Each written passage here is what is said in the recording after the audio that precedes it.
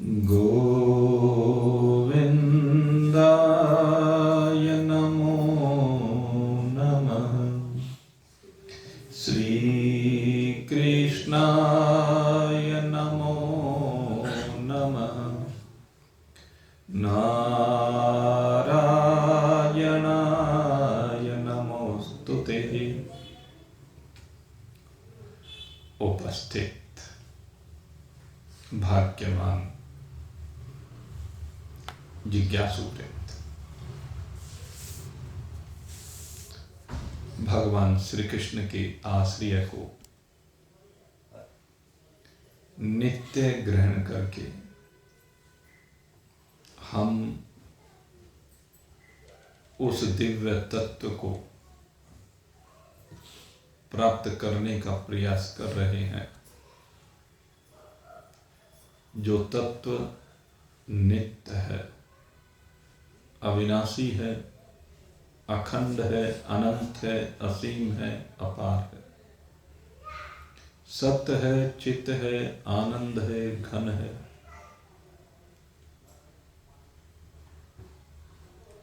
जो सब की वास्तविकता है। और जैसे जैसे इस तत्व की अनुभूति के हम निकट और निकट होते चले जाते हैं, संसार के साथ जो हमारा संबंध जुड़ा हुआ है वह संबंध छूटने लगता है। संसार के पदार्थों में जो आसक्ति बनी हुई है वह आसक्ति निवृत्त होती चली जाती है।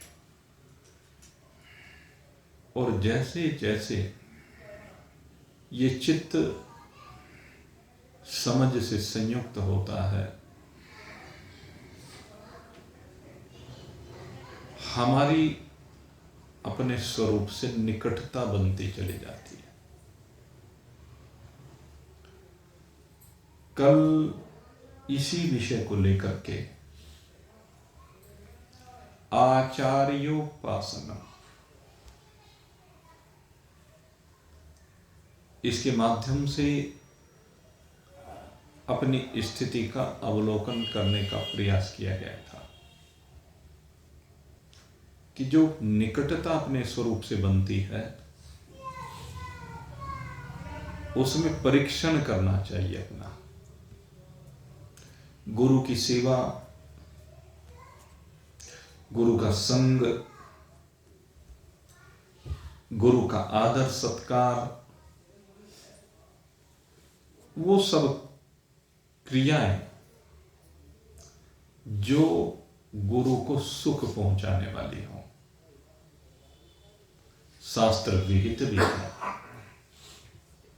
अगर ये क्रियाएं करते हैं तो हम गुरु की उपासना कर रहे हैं। और गुरु की उपासना का सबसे बड़ा फल यही है कि हम निरंतर संशयों से विरहित होते चले जाते हैं। असंभावना और विपरीत दोष वो समाप्त होते चले जाते हैं। प्रमाणगत संशय और प्रमेयगत संशय, उन दोनों की निवृत्ति होकर के असंभावना और विपरीत भावनाएं भी निवृत्त हो जाती हैं। और यही इसी शरीर में अपने आप को, अपने आप का बोध प्राप्त हो जाता है। लेकिन एक स्थिति ऐसी आती है कि जब हम धीरे धीरे इस ज्ञान के मार्ग पर आगे बढ़ते हैं और हमारी कुछ अनुभूतियां होनी प्रारंभ होती हैं, उन अनुभूतियों में वैराग्य भी कारण है, साधनाएं भी कारण है, और स्वरूप के बारे में जो जाना है गुरुओं के संग में रहकर, शास्त्रों का अध्ययन करके, तो वो जो कुछ जाना जाता है उसमें कुछ न कुछ त्रुटियां रह जाती हैं। हम तो समझ लेते हैं कि हम पूर्णता में पहुंच गए हैं, लेकिन जब अवलोकन करता है कोई महान पुरुष तो हम पाते हैं कि कुछ त्रुटियां हैं जो जीवन मुक्ति के आनंद में बाधक हैं। और जब तक जीवन मुक्ति नहीं है तब तक विधेय मुक्ति भी नहीं हो सकती है। जीवन मुक्ति से तात्पर्य अपने स्वरूप में स्थित शरीर के रहते रहते, और शरीर तो क्योंकि प्रारब्ध से मिला है, शरीर तो निश्चय ही एक दिन निवृत्त होने वाला है। कब निवृत्त होगा यह भी किसी को पता नहीं है, लेकिन महान पुरुषों के संग में रह करके जो इस शरीर के रहते रहते अपने आप को शरीर से विलग करके चराचर जगत में केवल एक परमात्मा का अवलोकन करते हैं, वह जीवन मुक्ति का आनंद लेते हैं। और जिसको यहां पर जीवन मुक्ति का आनंद मिलता है वही फिर विदेह मुक्त हो जाता। विदेह मुक्त से तात्पर्य कि ये जो देह प्रारब्ध के कारण जीव ने धारण की है, इस देह से छुट्टी होने के बाद वो सार्वभौम सत्य हो जाता है। वैसे तो जीवन मुक्ति का आनंद लेते हुए भी यही स्थिति होती है, लेकिन विदेह मुक्ति में फिर भी यह है कि जैसे सांप के ऊपर कांचुली चिपकी रहती है, शरीर को तो छोड़ देती है लेकिन चिपकी रहती है, इसी प्रकार से जीवन मुक्ति में ये शरीर कांचुली की भांति चिपका तो रहता ही है, लेकिन विदेह मुक्ति में ये कांचुली भी छूट जाती है। इसके छूटने से कोई लाभ हानि कुछ नहीं होती। तो इस स्थिति को प्राप्त करने के लिए निरंतर हम सब प्रयास कर रहे हैं। हमारा इस सत्संग के माध्यम से जो प्रयास है वो बीच के पड़ावों से ऊपर उठ करके अपनी स्वरूप स्थिति में जिसमें जीवन मुक्ति का आनंद है, वह हमारा इस यात्रा का उद्देश्य है, वह हमारी मंजिल है, और उसी के लिए हम निरंतर प्रयास कर रहे हैं। साथ साथ हमारी यात्रा चल रही है, लेकिन इस यात्रा में जो बीच के पड़ावों में कोई रुक जाता है, जैसे कल आपको बताया था, पहला पड़ाव सेवा इत्यादि का है, परोपकार इत्यादि का है, शुभ कर्मों का है। कुछ ऐसे साधक होते हैं जो इसी पड़ाव पर रुक जाते हैं और इसी को सर्वोपरि समझ करके वो अपनी यात्रा को वहीं विश्राम दे देते हैं। और वहां पर यात्रा को विश्राम देने का परिणाम ये होता है कि उसकी गति जीवन मुक्ति की नहीं, उसकी गति स्वर्गलोक की हो जाती है। वह स्वर्गलोक में जाता है और स्वर्गलोक में जाकर के मनोवांछित भोगों को वहां पर प्राप्त करता है। और मनोवांछित भोगों को प्राप्त करने के उपरांत जब वो किए हुए परोपकार कर्मों के पूरे फल मिल जाते हैं, जो देव शरीर में मिल सकते हैं,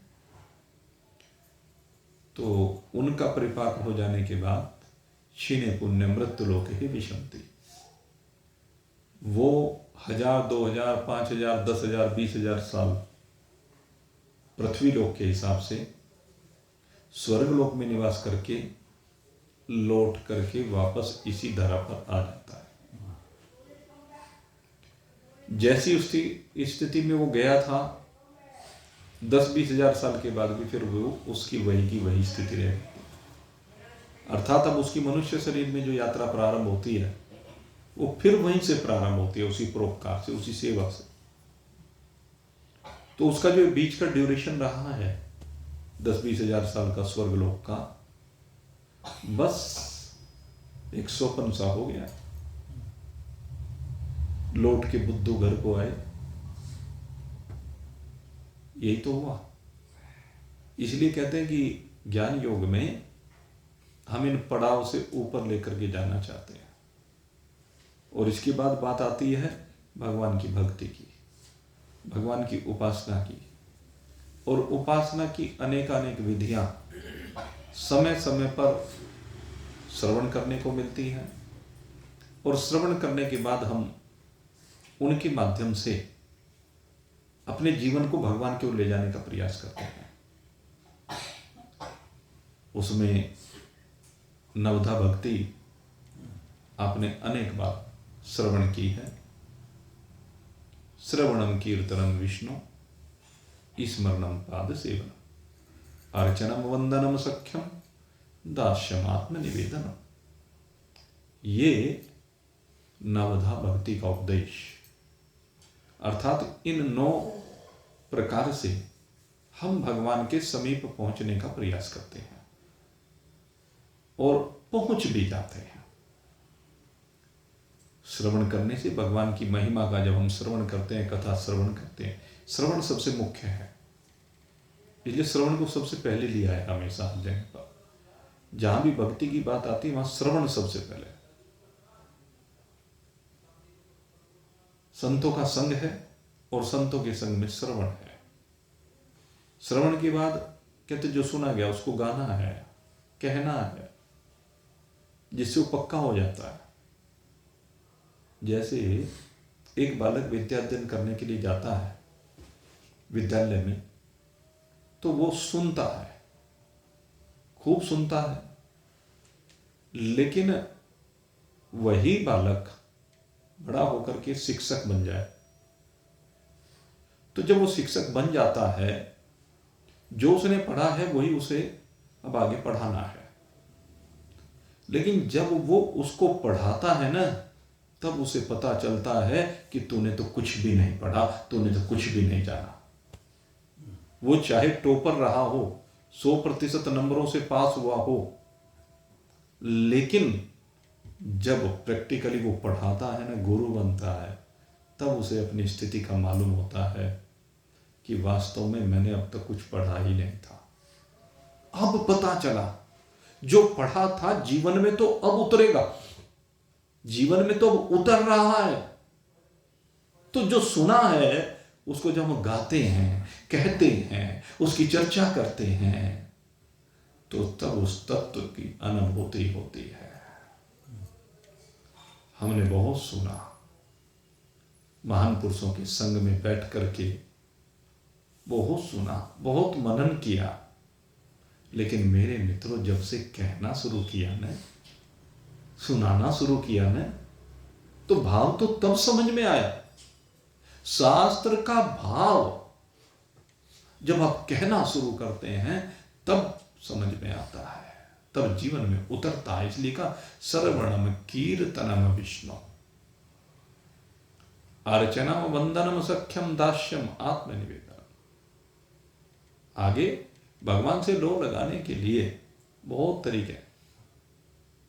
स्मरण कीजिए भगवान का बारंबार, भगवान की लीलाओं का स्मरण कीजिए। भगवान का स्मरण करने का तरीका, यानी आदमी बोर हो जाता है। जब केवल एक ही विधि से वो आगे बढ़ता है तो बोर हो जाता है, हमने देखा साधकों को। तो इसलिए कहते हैं भगवान की लीलाओं में डूबो। कभी गोपी बन करके डूब जाओ, कभी सुदामा बन के डूब जाओ, कभी मीरा बन के डूब जाओ, कभी निषाद बन के डूब जाओ, कभी हनुमान बन के डूब जाओ। डूबने की बात है, उससे क्या है, महिमा एक ही हो रही है, लेकिन अलग अलग भाव से संयुक्त होकर के जब हम उसके प्रेम में डूबते हैं तो उसमें रस आने लगता है। उसका स्मरण भिन्न भिन्न प्रकार से कीजिए। कभी अपने को विदुरानी की जगह रख लीजिए, कभी सबरी की जगह रख लीजिए।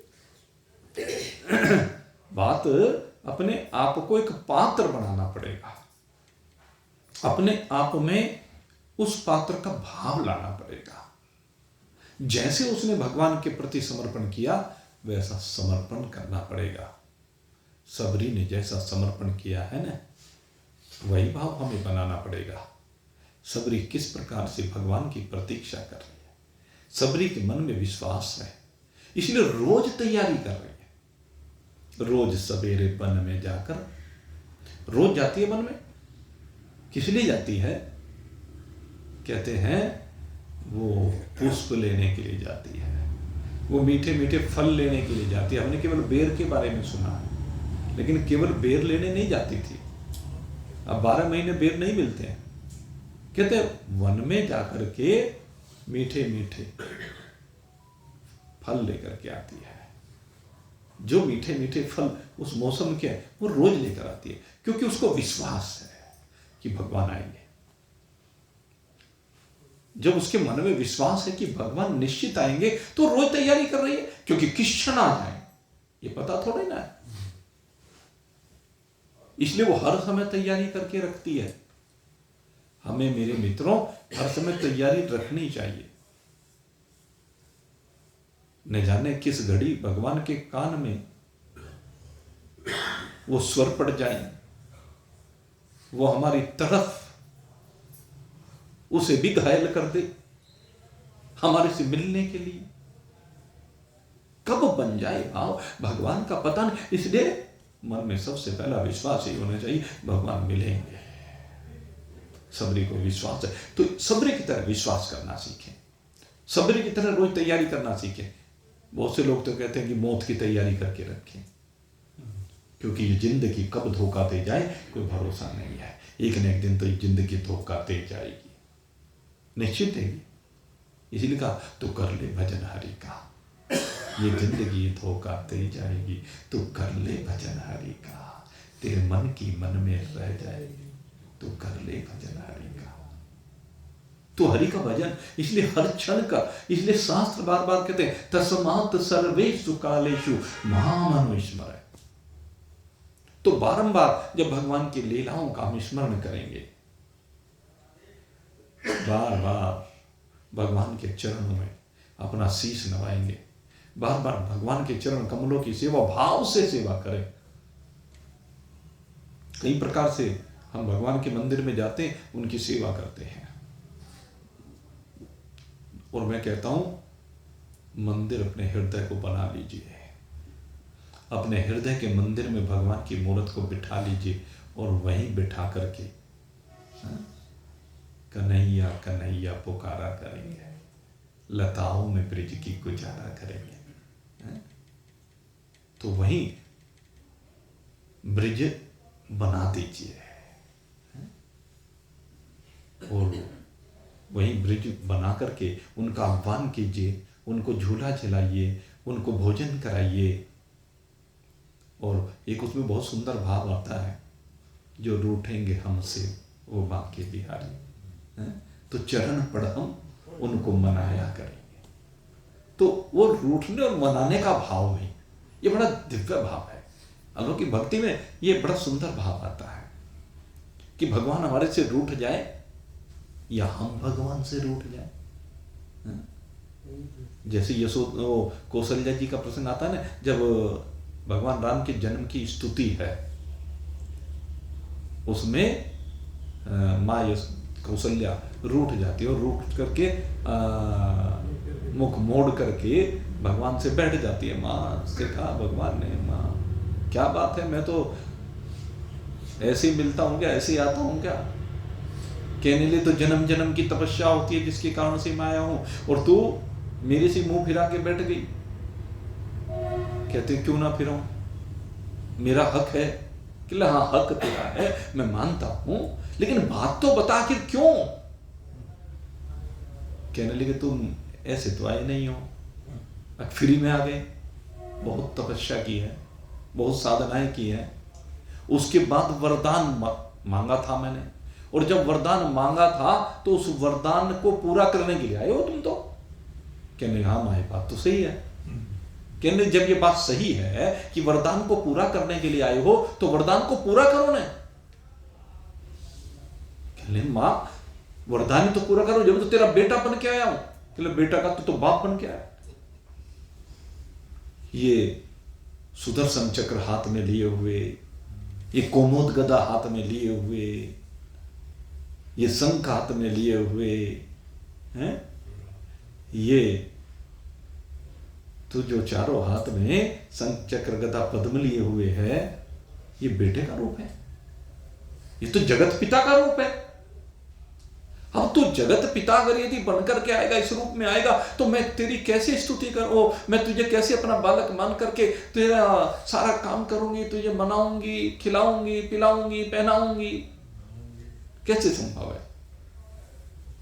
कहने लगे फिर क्या करूं मां? कहने लगे तू बालक का वरदान मांगा तो बालक बन गया, मेरा बेटा बन के आ। कहने क्षमा, बालक ही बन के आता हूं। माता पुनि बोली सोमति डोली, तजहु तात यह रूपा, कीजे शिशु लीला अति प्रिय, यह चरित परम अनुपा। यह अनुपम चरित्र है।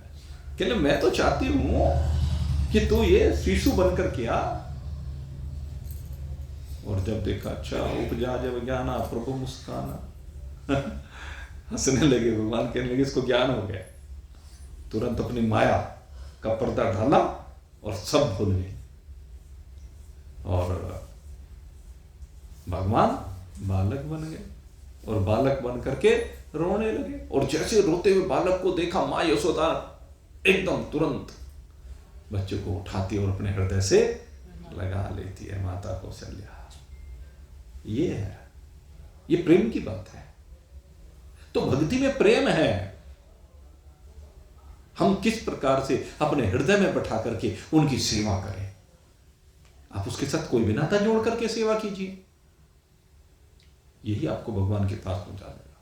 कैसे भी उसकी पूजा की, अर्चनम, वंदनम, नमस्कार कीजिए, स्तुति कीजिए, स्रोत कीजिए, जो भी आपको अच्छा लगे। सख्यम दास्य मात्म निवेदन, चाहे उसके साथ सखा का भाव बने, चाहे दास का भाव बनवाए, किसी भी प्रकार से हो, पर कहते अपने हृदय के दरवाजे खोल दो, अपने भाव उसके चरणों में समर्पित कर दो। जब नवधा भक्ति आपके जीवन में आएगी तो आप देखेंगे आप भगवान के बिल्कुल निकट में पहुंच गए। अब भगवान आपके सामने हैं, आप भगवान के सामने हो, यह भक्ति की पराकाष्ठा है। लेकिन कहते हैं ये भी मंजिल नहीं है। कल आपको एक बात बताई थी, ये भी मंजिल नहीं है, मंजिल इससे आगे है। अब वो मंजिल आप भगवान के दर्शन करके भगवान के माध्यम से प्राप्त करें। भगवान के माध्यम से कैसे? अगर यदि आपके ऊपर कृपा हो जाए तो भगवान ही आपको आगे मंजिल पर लेकर के जाएंगे, आप पकड़ करके। क्योंकि ये जो हम रोज मंत्र बोलते हैं ना, वसुदेव सुतम देवम कंस चाणूरमर्दनम देवकी परमानंदम कृष्णं वंदे जगद्गुरुम। देवकी परमानंदम, देखो यहां ये भाव आया, कभी इसके ऊपर विचार किया?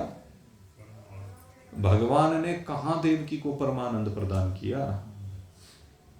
जैसे ही भगवान का अवतरण हुआ, वसुदेव जी उठा के नंद बाबा के यहां रखिया है बालक को, वहां छोड़ आए।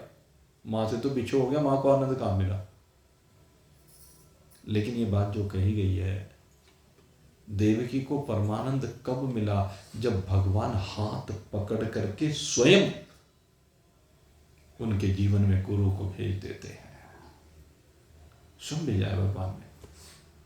और जब भगवान ने गुरु को भेजा है तो तब उनको परमानंद की प्राप्ति हुई, उस आनंद की प्राप्ति हुई जो उनके स्वरूप का। तो भगवान ने उंगली पकड़ करके ले गए देवकी और वसुदेव को, और उनको उस परम तत्व का ज्ञान प्रदान किया। यह कृष्णम वंदे जगत को, ये जो चराचर जगत के गुरु भगवान कृष्ण है। लेकिन कहते हैं कि साधना करते करते जरूरी नहीं है कि भगवान स्वयं ही आए। कहते भगवान अपने किसी पार्षद को जीवन में भेज देते हैं, और भगवान के जो पार्षद होते हैं कहते इनके सानिध्य में इनसे जब उस तत्व का ज्ञान प्राप्त किया जाता है, वो उनके पार्षद जो ब्रह्मविद्त हैं और ब्रह्मनिष्ठ है, उनके माध्यम से जब ज्ञान प्राप्त होता है तो कहते हैं तब इसको अपनी मंजिल मिलती है, तब इसका मिलन होता है, तब इसके और परमात्मा के बीच की दूरी समाप्त हो जाती है, दोनों एक हो जाते हैं। क्योंकि जब तक दो हैं तब तक परमानंद नहीं है। जब मैं था तब हरि नहीं, अब हरि है तो मैं नाय, प्रेम गरी अति साकरी, जा मैं दोन समाय, कबीरा भला हुआ हरि बिसरे, मेरे सर से टली बलाए, कबीरा भला हुआ। बहुत दिव्य भाव है। कहते हैं बहुत दिन मैंने भजा कहा राम ही राम, अब मेरा राम मुझको भजे मैं करूं आराम। कहते बहुत भज लिया। कब तक भजा? जब तक भगवान मेरे से अलग है, मैं भक्त हूं और वो भगवान है, तब तक भजा। और उस स्थिति में भगवान के दर्शन हुए। लेकिन जब मिलकर दो मिल एक भय, दो मिल एक वर्ण भय, दोनों मिलकर के एक रूप हो गए, तो अब कौन भजे और किसको भजे? कहने लगे फिर भजने की बात ही नहीं होती, जिसको भजना सो भजे। अब तो मैं वही हो गया जिसको भजन किया जाता है, जिसका भजन किया जाता है, जिसको भजा जाता है। जब वही हो जाता है तो फिर भजने की बात नहीं रह जाती है। लेकिन कई बार क्या होता है कि उस स्थिति में जाने से पहले ही साधक पहले ही समझ लेता है कि मंजिल मिल गई। यह है सबसे बड़ी कमी, यहां ध्यान रखना। बड़े सजग रहने की बात है। ज्ञान योग का मार्ग ऐसा मार्ग है, क्योंकि जैसे जैसे शरीर का ज्ञान प्राप्त होता है, ये जो आरोप परमात्मा में ईश्वर जीव और जगत का हुआ है, इस आरोप का अध्यारोप जब किया जाता है गुरु की शरण में, पहले तो आरोप को समझना होता है। कैसे सृष्टि का सृजन, कैसे जीवता का सृजन और कैसे ईश्वरत्व, ये तीनों भावों का सृजन हुआ है शुद्ध चेतन ब्रह्म। और फिर कहते अध्यारोप करता है। पहले एक से अनेक होना ये आरोप कहलाता है, और फिर अनेक का एक रह जाना, अनेक का एक हो जाना, यह अध्यारोप कहलाता है। एक शुद्ध सच्चिदानंद घन ब्रह्म मात्र का शेष रह जाना, ये है, ये मंजिल है। तो इसमें बीच में ही जब अध्यारोप करता है तो बीच में ही कई बार गड़बड़ हो जाती है। अब अध्यारोप में क्या है कि अध्यारोप में पृथ्वी की सीमा से बाहर जाना है, जल की सीमा से बाहर जाना है, अग्नि की सीमा से बाहर जाना है, वायु की सीमा से बाहर जाना है, आकाश की सीमा से बाहर जाना है, पंचभूतों की सीमा से बाहर, पंचभूतात्मक जो जगत है उसकी सीमा से बाहर। ये पंचभूतात्मक ही शरीर है, तो ये जो पंचभूतात्मक शरीर है इसकी सीमा से बाहर। और सीमा से बाहर क्या? अब तक ये हमारे से चिपका हुआ है। जैसे नाखून जब तक कच्चा है हमारे से चिपका हुआ है, मांस के साथ, चमड़ी के साथ जुड़ा हुआ है। और जैसे नाखून पक्का हो जाता है तो फिर चिपका हुआ नहीं रहता है, उसके काटने में कोई कष्ट नहीं रहता।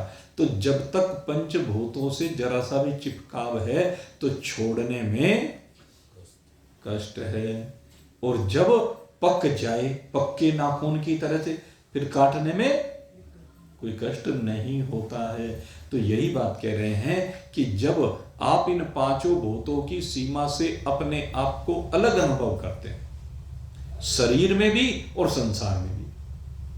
पहला भाव तो यह है कि शरीर अलग और मैं अलग, पंचभूतात्मक शरीर अलग और मैं अलग। और जब हम देखते हैं कि हाँ शरीर अब अपने से अलग दिखने लगा, पहला भाव। दूसरा भाव, संसार जो पंचभूतात्मक है वो अलग और मैं अलग, और फिर वो अपने से अलग दिखे, शरीर भी अलग दिखे और ये पंचभूतात्मक जगत भी अलग दिखे, तो वहां पर एक भ्रांति कभी कभी हो सकती है। इसलिए सजग रहने के लिए कहा। इस बारे में कल चर्चा आपके सामने प्रारंभ की गई थी कि जब शरीर भाव से आप अपने को अलग अनुभव करते हैं, स्थूल शरीर से, सूक्ष्म शरीर से, कारण शरीर से, तीनों आपको अलग दृष्टिगोचर होने लगते हैं। आप अलग, वो तीनों वस्त्र की भांति कह लीजिए, वो तीनों स्वप्न की भांति कह लीजिए, उनको वायुवत कह लीजिए, ऐसे अनुभव होने लगते। शरीर वायुवत,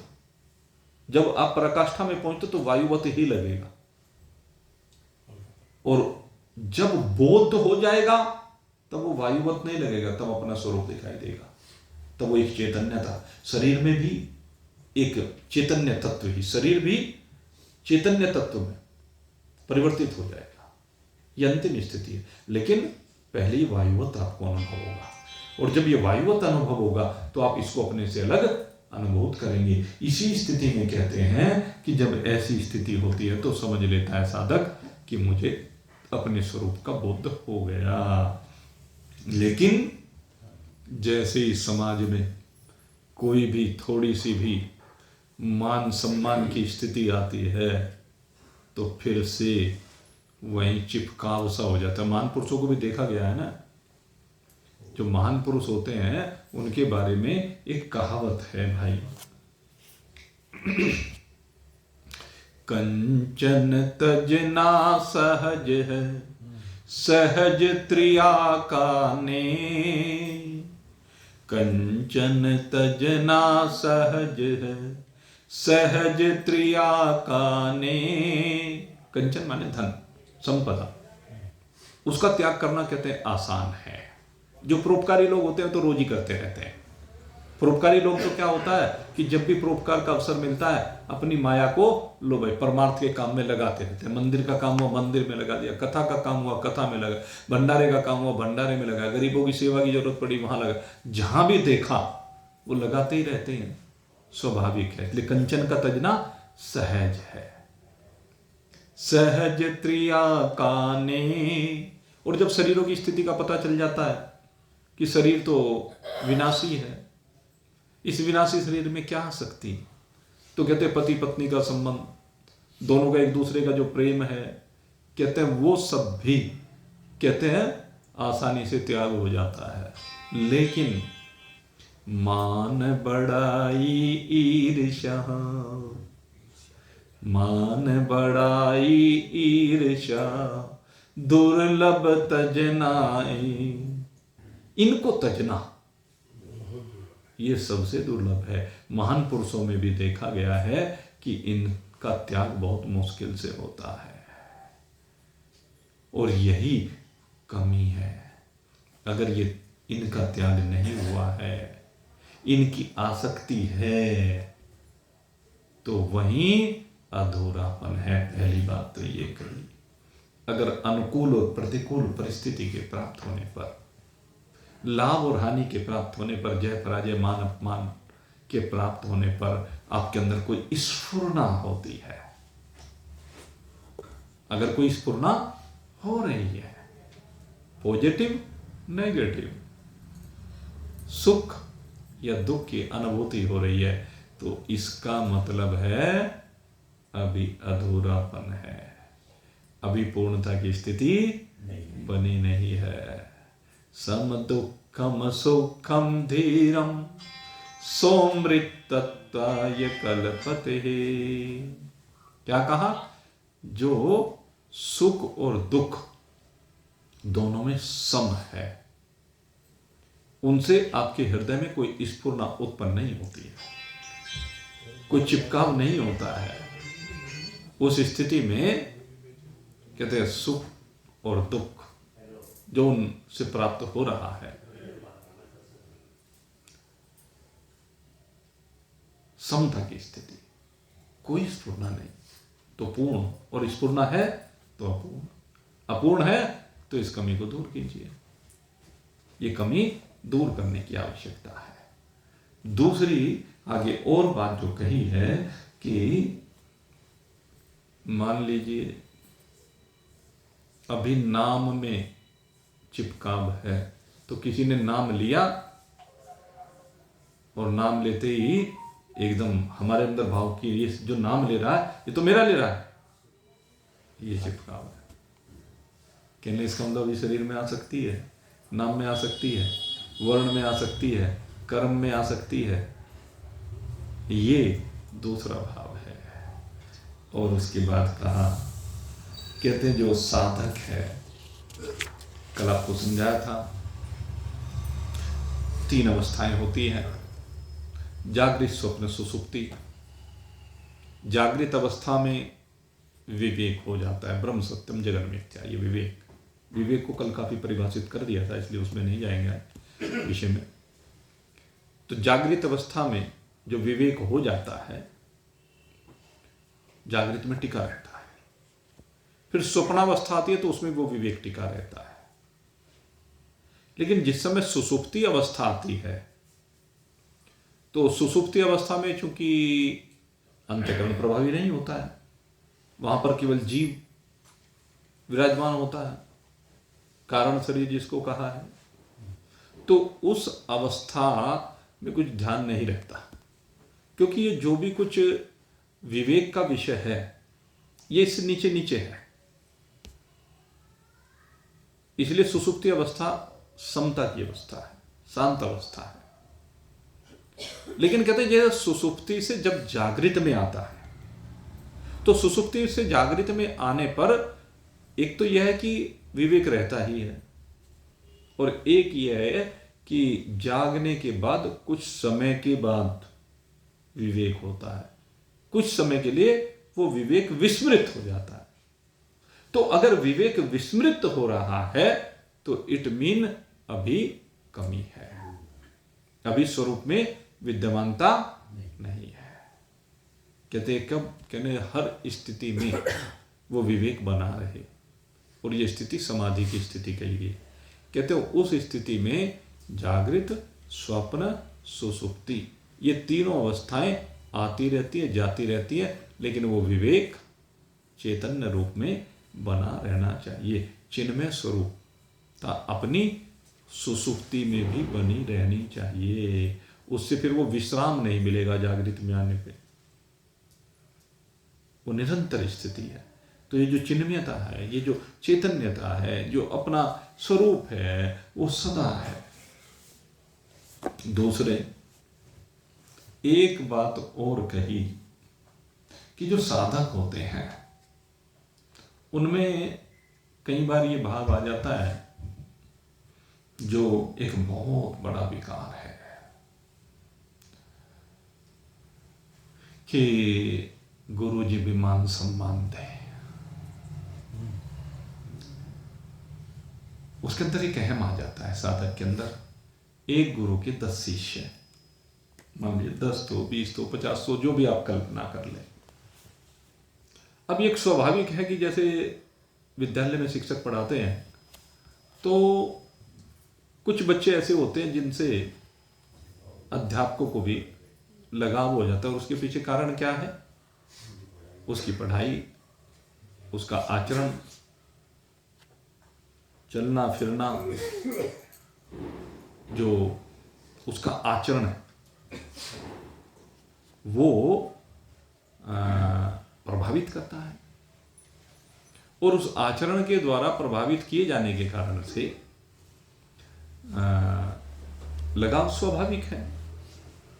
वो उसमें पढ़ाई कारण हो या अन्य अन्य जो भी कारण हो, वो जो भी कारण होता है उससे भाई लगाव बन ही जाता है। और जब लगाव बन जाता है तो उस बालक के मन में एक अहम पैदा हो जाता है कि मैं श्रेष्ठ हूं। ठीक इसी प्रकार से कहा कि गुरु के जो शिष्य होते हैं, उन शिष्यों में से जो शिष्य कुछ आगे बढ़ जाता है, तो कुछ आगे बढ़ने पर उसके मन में अंदर ये भाव आ जाता है कि मैं इनसे श्रेष्ठ हूं। कहते हैं ये बहुत बड़ी विडंबना है और ये उसकी पूर्णता में बाधक है। कहते हैं ये भाव नहीं आना चाहिए, और उसके कारण से उसके मन में ये भी आ जाता है कि गुरुजी मेरा सम्मान करें, गुरुजी मुझे जहां भी मौका मिले तो मेरी प्रशंसा करें। ये स्वाभाविक बातें हैं। तो कहते हैं ये भी अधूरापन है, इसको भी अधूरापन कहते हैं।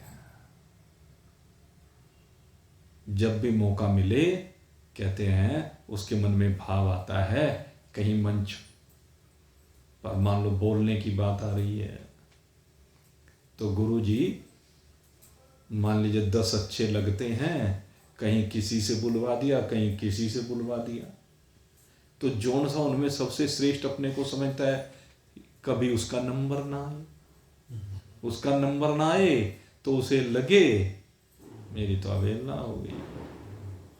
तो ये अधूरापन है। तो ऐसे जो भाव हैं, कहते हैं कोई भी भाव नहीं आना चाहिए कि हम गुरु से भी मान सम्मान की चाहत करें, अपितु आचार्योपासनम।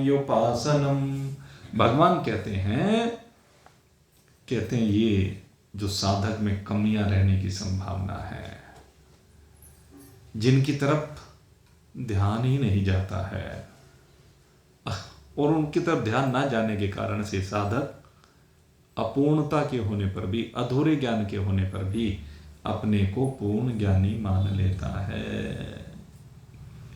तो इसलिए कहा कि ज्ञान मार्ग का जो साधक है, उस ज्ञान मार्ग के साधक को जो है आचार्य के पास उनकी अधीनता में निवास करना चाहिए। भगवान कहते हैं तद विद्धि प्रणिपातेन परिप्रश्नेन सेवया। कहते सेवा करे, वो आचार्य की सेवा करे, क्योंकि सेवा सबसे जरूरी चीज है आचार्य की। आचार्य की सेवा होगी तो अहम निकलेगा, आचार्य की सेवा होगी तो उसको अपने स्वरूप का बोध बहुत शीघ्रता से होगा। इसलिए भगवान ने कहा तद विद्धि प्रणिपातेन परिप्रश्नेन सेवया, अपनी सेवा से गुरु जी को प्रसन्न करे। और फिर सेवा के बाद जिज्ञासा की पूर्ति के लिए नम्रता के साथ उनकी शरण को ग्रहण करे। नम्रता के साथ जब शरण को ग्रहण करेगा तो कहते हैं उस समय तत्वदर्शी महान पुरुष उसे ज्ञान का उपदेश करेंगे। एक सबसे बड़ी बात यहां पर कही गई कि जो ज्ञान का उपदेश है, जो तत्वदर्शी करते हैं, कहते हैं पहले जरा गुरु जी को भी देख ले, अवलोकन कर ले।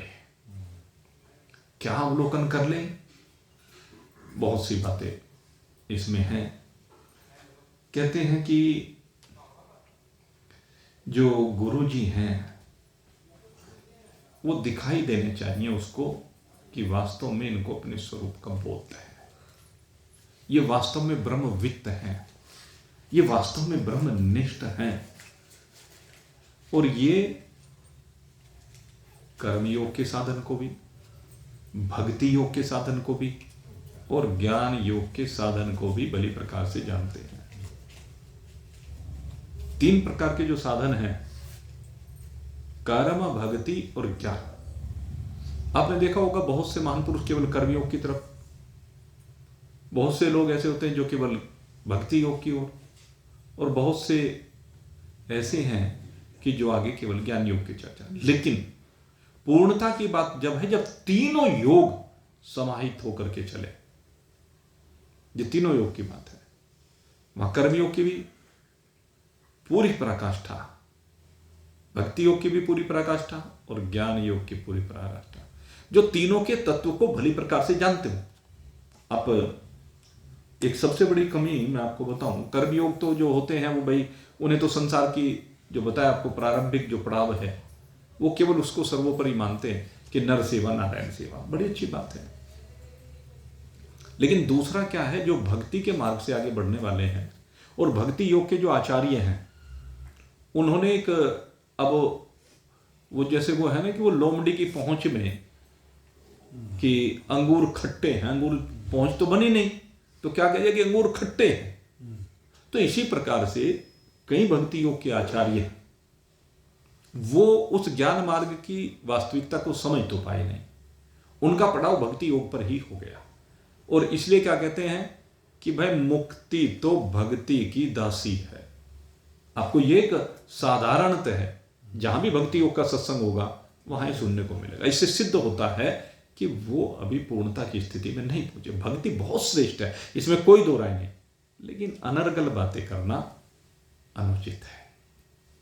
जिस चीज को आप जानते नहीं हैं, जहां तक आप पहुंचे नहीं हैं, आप अभी अधूरे हैं। अपने अधूरेपन को दूसरे की कमी के रूप में मत दर्शाइए, दूसरी ओर उंगली मत उठाइए, क्योंकि भक्ति की प्रकाष्ठा होने पर ही अथा तो ब्रह्म जिज्ञासा, इसके बाद ही ब्रह्म की जिज्ञासा होती। ये स्टेप है। और जो भगवान कहते हैं आप भगवान की बात का ही खंडन करते हैं, यह अपूर्णता है। तो यही बात यहां समझा रहे हैं कि वो तीनों के बारे में जानता हो। केवल कर्मयोगी आपका मिलन नहीं करा सकता, केवल भक्ति योगी आपका मिलन नहीं करा सकता, और केवल ज्ञान योगी भी नहीं करा सकता। जो तीनों को जानता हो, भले प्रकार से तीनों के तत्व को जानता हो। सेठ जयदयाल गोविंद का, उन्होंने तीनों के ऊपर 3 पुस्तकें लिखी अलग अलग। कर्मयोग का रहस्य, भक्ति योग की महत्ता, ज्ञान योग का तत्व, 3 पुस्तकें हैं उनकी, और तीनों को अलग अलग उन्होंने इसलिए समझाया है। तो जो तीनों को जानता हो आचार्य वह है। और फिर कहते हैं बहुत बढ़िया बात, कहते हैं जिनके संग से, जिनके वचनों से, कहते बगैर पूछे ही हमारी जितने संशय हैं, क्योंकि स्वाभाविक है संशय आने हृदय में, स्वाभाविक है। संसार को देखते हैं, साधकों को देखते हैं, भक्ति को देखते हैं, कर्मियों को देखते हैं, ज्ञानियों को देखते हैं, वैराग्यों को देखते हैं, संतों के अनेक रूपों को देखते हैं, तो अनेक प्रकार के संशय आना स्वाभाविक है।